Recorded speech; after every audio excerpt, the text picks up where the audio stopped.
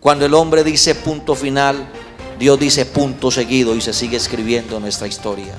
Porque ese es nuestro Dios. Él tiene la última palabra.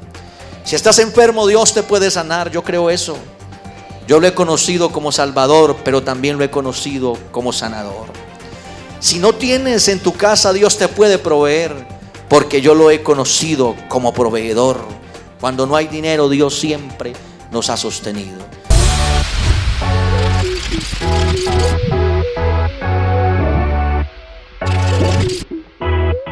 Bueno, nos reportan desde Aruba, desde Canadá y también desde España. Amén.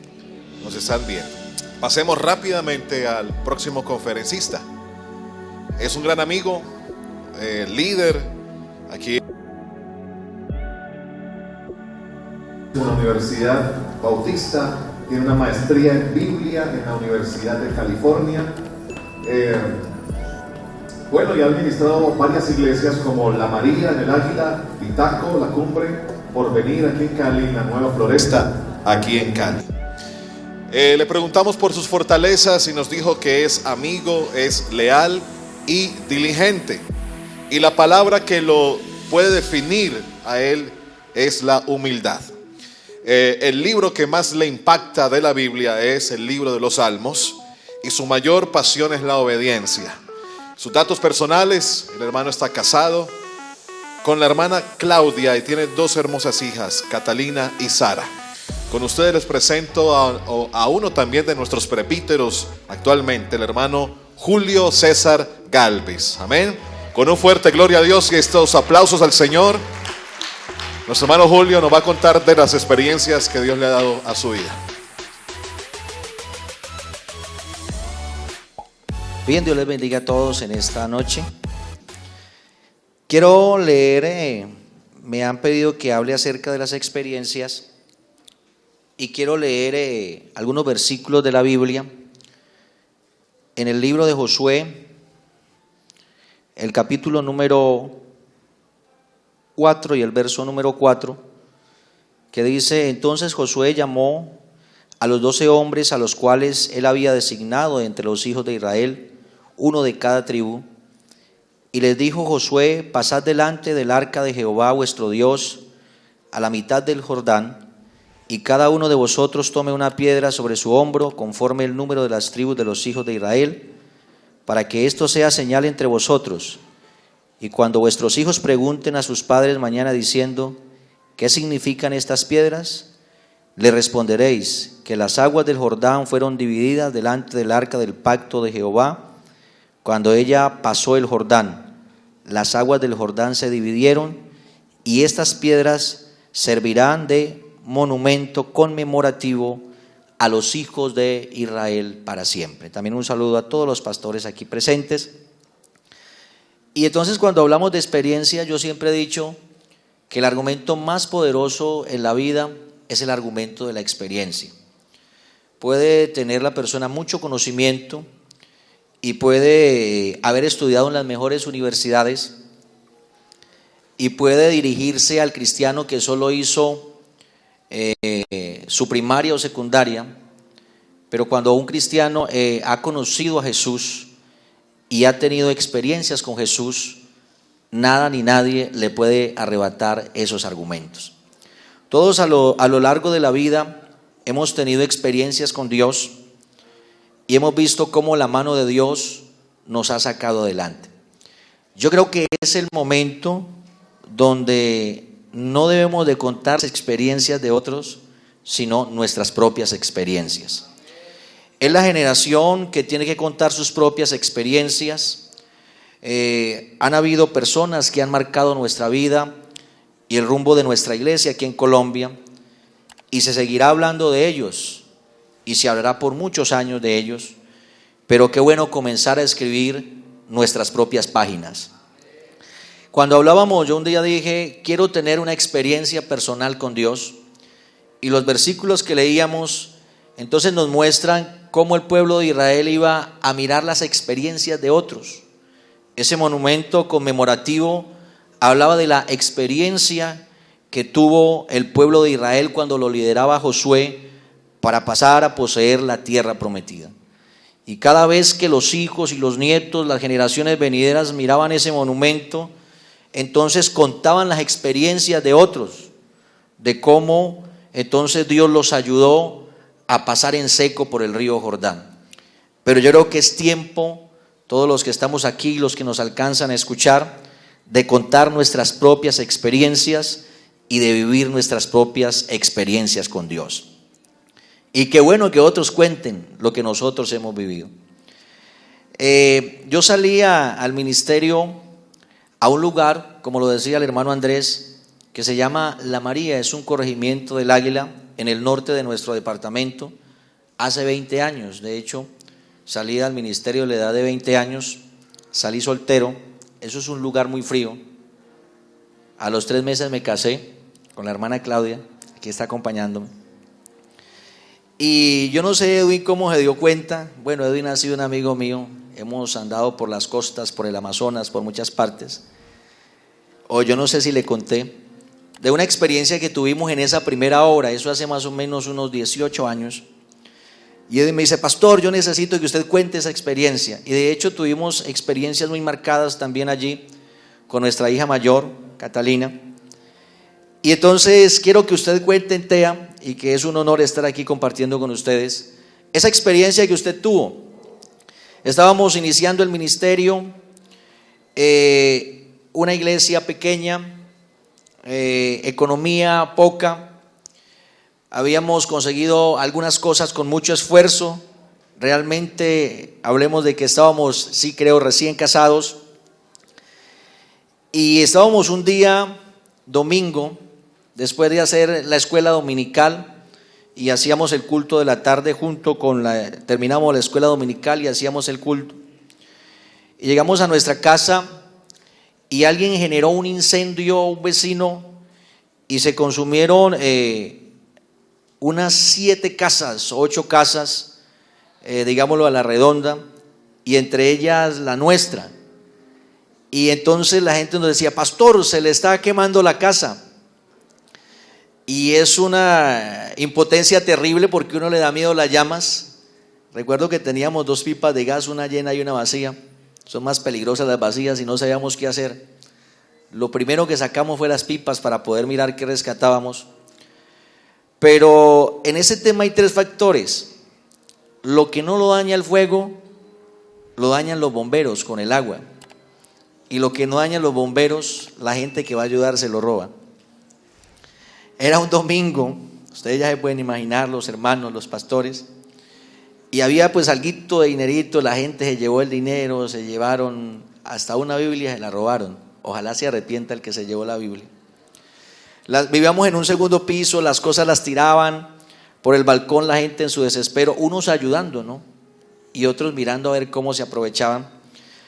Mi esposa me decía: pero ¿por qué nos pasa esto a nosotros? Entonces es la pregunta cuando uno tiene experiencias que no son muy agradables. Pero yo creo que toda experiencia es el escenario perfecto para que Dios se glorifique, experiencias de ese tipo.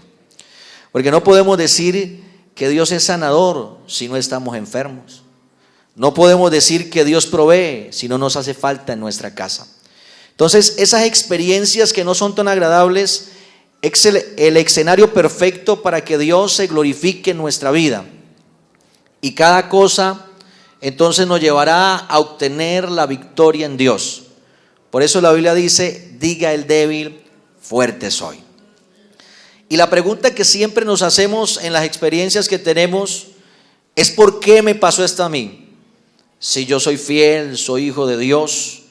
Y hay unas normativas, pero lo más bonito de todo, yo siempre lo digo mirando el Salmo 23, Dios no nos ha prometido a nosotros sacarnos del valle de sombra de muerte. El Salmo 23 no dice eso.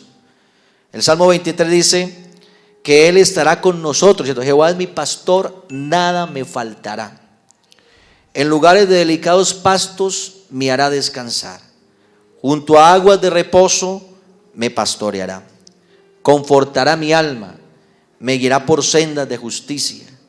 Aunque ande en valle de sombra de muerte, no dice que Él me sacará. Aunque ande en valle de sombra de muerte, no temeré mal alguno, porque tú estarás conmigo. La promesa de Dios no es sacarnos de la experiencia amarga y triste.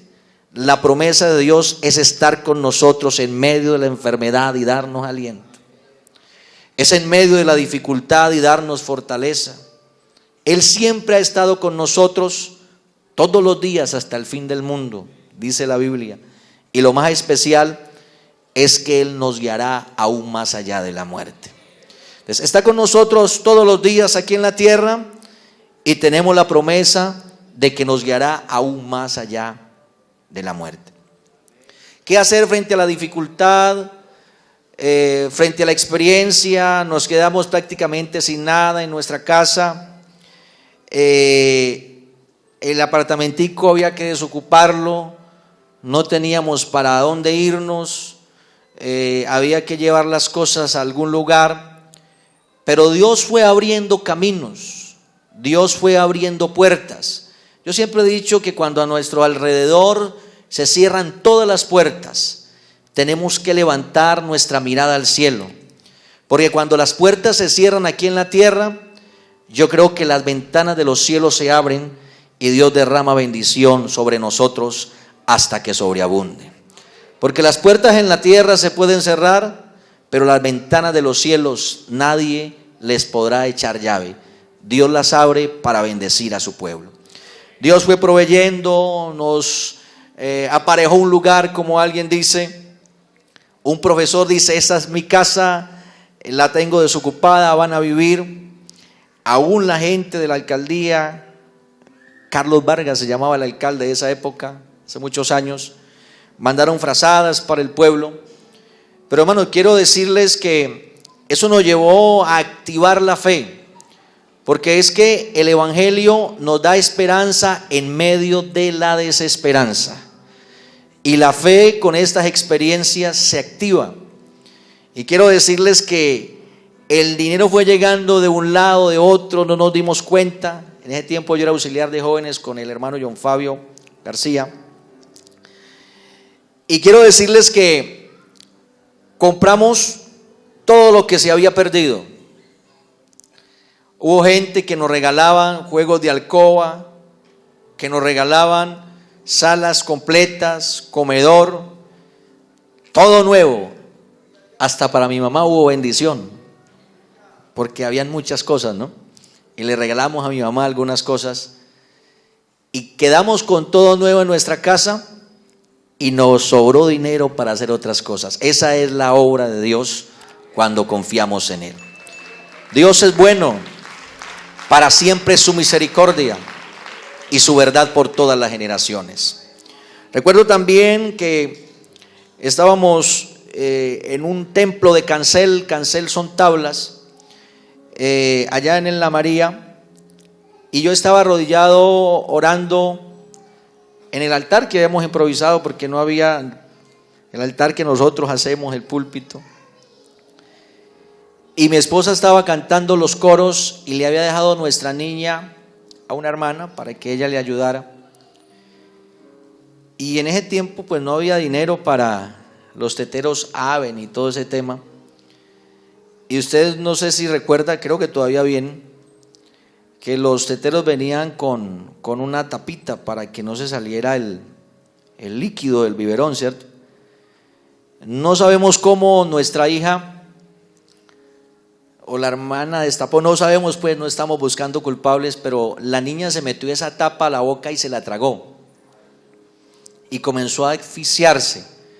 Yo estaba arrodillado orando, la hermana corrió donde mi esposa, le entregó la niña, ya estaba morada, pero nadie sabía qué hacer. A mí lo único que se me ocurrió fue, yo le puse los dedos en la boquita y yo invoqué el nombre de Jesús, y esa tapa ya uno no la alcanzaba, ya se la había tragado. Y como que salió de adentro, ¿no? La sacó. Es que Dios es poderoso, hermanos. Y eso le rasgó su garganta. Ella comenzó a trabocar sangre, a salirle sangre por su boca, porque la tapa le rasgó su garganta. Pero Dios la libró ese día de la muerte. Entonces las experiencias con Dios, hermanos, nos ayudan a ser fuertes y a creer que las que vienen, por muy grandes y muy fuertes que sean, sabemos que el Dios que nos ayudó ayer nos va a ayudar hoy. La fe del pueblo de Israel no es tanto en el futuro. La fe del pueblo de Israel está basada en las experiencias con Dios. Si usted mira la Biblia, siempre el pueblo de Israel en el libro de los Salmos, todo el Pentateuco, y cuando Dios comienza a hacer sus obras, siempre hablan de las obras que Dios ha hecho, ¿cierto? El Dios del Éxodo. Usted mira el libro de los Salmos, porque la vida del cristiano y del pueblo de Dios debe de estar basada en las experiencias con Dios, pero no experiencias de otros, experiencias propias. Quiero tener, qué bueno que usted dijera, quiero tener una experiencia con Dios. Eso te traerá quizás de pronto dificultades, pero entre más grande la dificultad, yo diría, es más grande la victoria. Eso lo creemos nosotros. Entre más grande sea el problema, más, con una manera más especial, vamos a saborear la victoria cuando Dios la entregue en nuestras manos. También recuerdo con mi hija menor, ya estábamos pastoreando aquí en Cali, en el Porvenir, y el Espíritu Santo me movió. Ella estaba acostada durmiendo, que fuera a despertarla, y yo me fui con mi esposa a despertarla. Y cuando la despertamos, ella estaba convulsionando y los ojitos estaban volteando, y ella me abrazó. Y usted no sabe la sensación tan fea que es uno sentir que su hija lo abraza y que los brazos se tuercen. Todavía recuerdo eso y me llena de nostalgia, pero yo diría una nostalgia de Dios, porque Dios ese día hizo algo también extraordinario. Ese día nos arrodillamos, comenzamos a orar, y sus manos comenzaron a enderezarse de nuevo. Dios la libró de la muerte. Un amigo médico dijo: pastor, llévela. Tenía una bacteria que no sabemos de dónde salió, y no sé si le iba a atacar el cerebro, pero Dios ese día desapareció toda bacteria. Ya han pasado muchos años y Dios hizo un milagro extraordinario en mi hija. Él merece la gloria. Él merece la honra, Él merece el reconocimiento. Él es el Dios que sana, Él es el Dios que provee. Y yo por allí mirando, que es que aunque uno esté en medio de la dificultad, Dios lo lleva a soñar, porque el Evangelio nos lleva a soñar en medio de la prueba y en medio de la dificultad. Nos lleva a tener esperanza. Cuando el pueblo de Israel fue llevado cautivo a Babilonia, que hubieron 3 deportaciones, los principales o los príncipes, los adinerados, la segunda fue clase media y la tercera fueron los más pobres. Dios, en medio de esa cautividad que profetizó Jeremías, que iban a ser 70 años de cautividad, Dios siempre los llevó a soñar. Y dice la Biblia en el Salmo 137:4 que cuando hay experiencias negativas, entonces la gente se le ahoga la canción. Y textualmente dice ese versículo bíblico que ellos colgaron las arpas en los sauces de Babilonia, y ellos les decían: canten la canción a Jerusalén, porque la canción se había ido de ellos. Pero lo más importante para el pueblo de Israel, ¿sabe qué era? El templo. Pero no tenían ciudad, porque la ciudad de Jerusalén había sido destruida y su templo había sido arrasado. O sea que el objeto de adoración se había perdido. Cuando Salomón construyó el templo, entonces la promesa era: si ustedes están cautivos, desde donde estén cautivos, dirijan su oración hacia Jerusalén, el lugar del templo, y Dios los oirá, perdonará su pecado y volverán a su tierra. Si están enfermos o hay pestes en su tierra, direccionen la oración hacia el templo. Pero el pueblo de Israel no tenía templo para direccionar su oración. Por eso Daniel, cuando oraba, abría las ventanas que daban hacia Jerusalén, confiando en esa promesa. Pero Dios los tuvo soñando en medio de esa experiencia amarga. Los tuvo soñando 70 años con un templo. Ustedes han leído el libro de Ezequiel, donde hablan de las dimensiones del templo de Ezequiel. Dios no engaña. Eso nosotros lo creemos, pero las promesas de Dios se cumplen en su tiempo. Pero los cautivos jamás vieron ese templo de Ezequiel, jamás se construyó. Lo construyeron Esdras, ayudó Josué, Zorobabel, los profetas posexílicos, Ageo. Esdras construyó los cimientos. Después de llegar 2 años que fue enviado por el rey, y el templo se interrumpió su construcción 16 años. Pero luego volvió a retomarse y se construyó. ¿Y sabe cuál es la palabra que se le da al pueblo de Judá? La gloria postrera de esta casa será mayor que la primera. Pero ¿sabe cómo estaba el pueblo? Ya se está acabando el tiempo, les voy a decir rápidamente el contexto histórico. Cuando el pueblo llegó del exilio, no había dinero.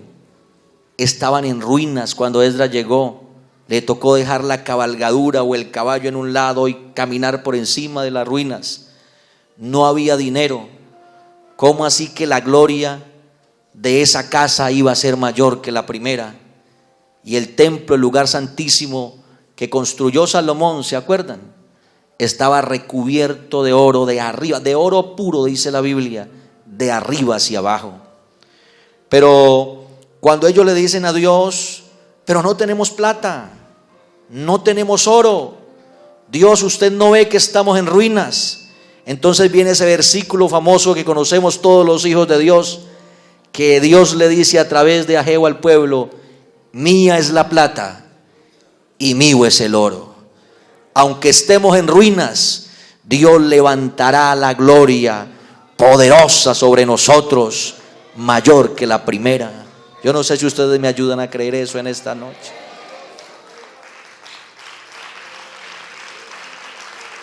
Ese aplauso es para Jesús, fuerte ese aplauso para Él.